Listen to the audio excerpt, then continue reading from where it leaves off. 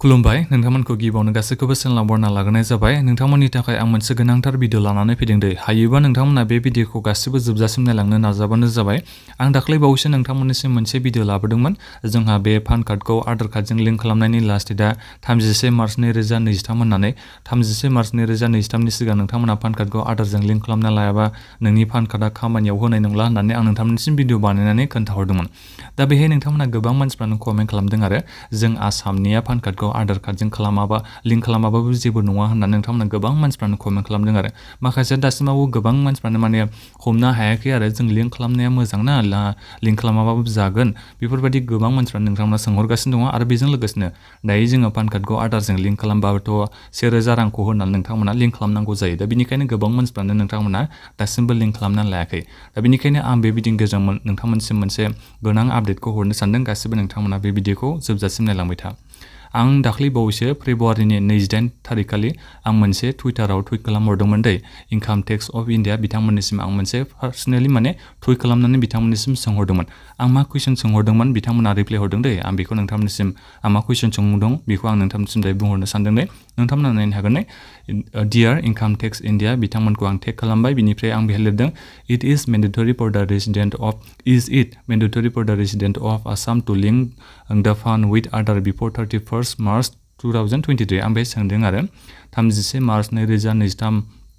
थारिखनि सिगां जों आसामनि गासिबो थागिरि बिथांमोनाबो माने जोङो पान कार्डखौ आधारजों लिंक खालामनाया गोनां नामा एबा मेन्डेटरि नामा बेखौ आं बेहाय सोंहरदों आरो खालामथारनांगोन नामा बेखौ सोंहरदों आरो बिनिफ्राय बेहाय बुंदों आरो please reply resident of Assam are getting confused आं बेहाय सोंहरदों आरो माने आङो सिम्पल लेंगुवेज आं बेहाय बुंहरनो सानदों नोंथांमोननिसिम जों गासिबो आसामनि मानसिफोरानो पानखौ आधार कार्डजों लिंक खालामनांगौ नामा 31 मार्च 2023 नि सिगां मेन्डेटरि नंगौना नङा आसामनि थाखाय आं बेखौ बेहाय सोंहरदों आरो बिथांमोना मा रिप्लाइ होदों आं बेखौ नोंथांमोननिसिम दायो बेहाय खोन्थाहरनो सानदों बिथांमोना रिप्लाइ खालामदों नोंथांमोना नायनो हागोन नै इनकाम टेक्स इन्डिया बिथांमोननिसिम आं टुइट खालामना हरदों बिथांमोना रिप्लाइ होदों नै बिथांमोना आंनो मोनसे PDF फाइल हरदों दै नोंथांमोना बे लिंकखौ मोननो हागोन बे लिंकखौबो आं नोंथांमोना भिडिअ डिसक्रिपसनाव होनानै दोनगोन नोंथांमोना डाउनलड खालामनानै गासिबो फरायनो हागोन दा बेखौ आं डाउनलड खालामनानै लाखाबाय बेहाय थुनाय लोगो लोगो नोंथांमोना PDF फाइलखौ मोननो हागोन बिथांमोना मा PDF फाइल हरदों आंनो बेखौ आं नोंथांमोननिसिम दायो फरायना खोन्थाहरनो सानदों आं डाउनलड खालामखानाय बियो PDF फाइला दा बेहाय बिथांमोना लिरनानै होदों आरो नोंथांमोननि थाखाय आं मेन खोथाखौल' बेहाय खोन्थाहरगोन बे ससेल'खासो नै PDFआ बेहाय आरो जेबो गैया बेहाय बिथांमोननि इम्पर्टेन्ट खोथायानो जाहैबाय नोंथांमोना नायनो दा central government hereby notifies that the provision of section 139AA shall not apply to an individual who does not possess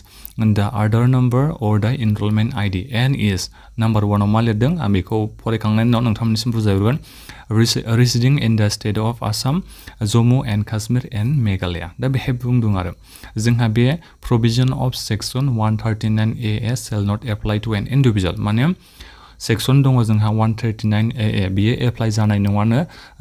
जायफोरनाव Aadhaar number गैया आरो एबा एनरलमेन्ट आइडि गैयै बिथांमोननियाव बे जोंहा सेक्सन 139AA आ एप्लाइ जानाय नङानो दा बेहाय फार्स्ट नाम्बाराव मा होनदों जोंहा आसामनि जम्मु काश्मीरनि एबा मेघालयनि जा गासिबो नोंथांमोना जुदि पान कार्डआ दङ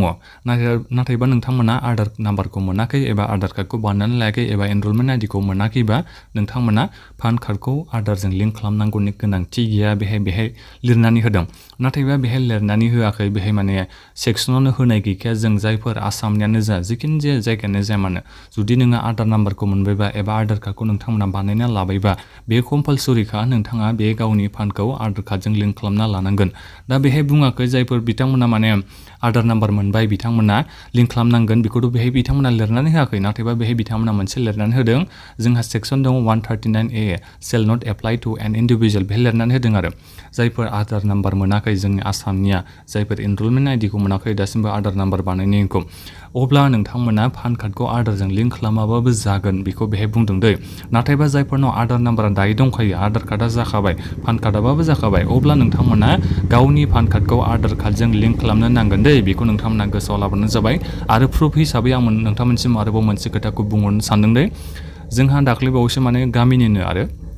जों गामियाव मा जानाय बेखौनो आं नोंथांमोननिसिम एसे खोन्थाहरनो सानदों। गामिनि माने गोबां मानसिफ्रा बेंकआव थांबाय ओमफ्राय पान कार्डआ नाथायबा बिथांमोना खामानि होआसै। मानो होनोबा बिथांमोना गावनि बे पान कार्डखौ आधार कार्डजों लिंक खालामना लायाखैमोन। दा बेनिखायनो बिथांमोना खालामनांगौ जाबाय 1000 रां होनानै बिथांमोना पान कार्डखौ आधार कार्डजों लिंक खालामना लानो गोनां जाबाय। दा बेनिखायनो आं प्रुफ हिसाबै बेखौ नोंथांमोननिसिम खोन्थाहरनाय जाबाय। दा खावलायहरो आं नोंथांमोननिसिम गासिबनिसिमबो जायफोर नोंथांमोना पान कार्ड दं आधार कार्डजों गोख्रैनो लिंक खालामना लाबोनो जाबाय। बे 31 मार्च 2023 नि सिगांनो जाहाथे नोंथांमोना बे 1000 रांखौ होनानै फाइनाथ' जाखाबाय नालाय दायो 1000 रां होनानै दायो आधारखौ लिंक खालामना लानांगोन पान कार्डजों नोंथांमोना बेखौ मिथिना लाबानो जाबाय। 31 मार्च 2023 नि सिगांनो जुदि नोंथांमोना खालामना लायाबा नोंनि बे पान कार्डआ खामानि होनाय नङा दै बेखौ मिथिना ला। आरो बेजों लोगोसे जेनेबा नोंथांमोना खामानिथ' होला जेनेबा आं गोदान एप्लाइथ' खालामनो हागोन बेबायदि नोंथांमोना गोबां सानदों जानांगौ। एप्लाइथ' खालामनो हागोन नाथायबा नोंथांमोना मिथिना लाबानो जाबाय। एप्लाइ खालामनाय समावथ' जोंहा बारा फैसा थायाखैमोन नाथायबा जेब्ला नोंथांमोना लिंक खालामनो थांगोन ना एबा ओरैबो जानो हागौ एप्लाइ खालामनाय समावनो गोदान एबार पान कार्डखौ जायफोर गोदान एप्लाइ खालामो बिथांमोननिसिम गोबां फैसाबो लानो हागौ दै। दानो फाइन हिसाबै जुदि लिंक खालामनाय आन्थायावनो 1000 रां लादोंबा अब्लाथ' नोंथांमोना मिथिना लाबानो जाबाय एसे उनाव नोंथांमोननिफ्राय बेसेबां फैसासो लाहैनो हागौ। दा बेनिखायनो नोंथांमोननिसिम आं खावलायो गोख्रैनो नोंथांमोना हायोबा पान कार्डखौ आधारजों लिंक खालामना लाबानो जाबाय 1000 रां होनानै। सिगाङावथ' जोंहा फ्रिसोमोन आं नोंथांमोनसिम गोबां खावलायहरबाय थाखादोंमोन नोंथांमोना गोख्रैनो लिंक खालामना लाखादो होननानै उनावहाय फैसा बारायगोन होननानै। दा फैसा गैयामोन फार्स्टआवथ' फ्रिमोन बिनि उनाव 500 बारायबाय आरो 500नि उनावबो नोंथांमोना गोबां मानसिफ्रानो लिंक खालामना लायासै आरो बिनि उनाव जोंहा आरो 1000 जालायबाय 1000 जाखांनाय आरो नोंथांमोना दासिमबो गोबां मानसिफ्रानो बानायनानै लायाखै लिंकखौ। दा बेनिखायनो गासिबो नोंथांमोना लिंक खालामना लानाया एसे मोजां दै। दा बेखिनियानोमोन आं बेखौनो नोंथांनिसिम खोन्थाहरनाय जाबाय। माबाफोर सोंनांगौ दङबा नोंथांमोना बेनि कमेन्ट बक्सआव कमेन्ट खालामनो हागोन आरो माबोरै लिंक खालामनांगौ आं बिनि बागै एसे भिडिअ बानायगोन दे। आं स्टेप बाय स्टेप नोंथांमोना खोन्थाहरगोन माबोरै नोंथांमोना लिंक खालामनांगौ। दा बेखिनियानोमोन गोजोन्थों।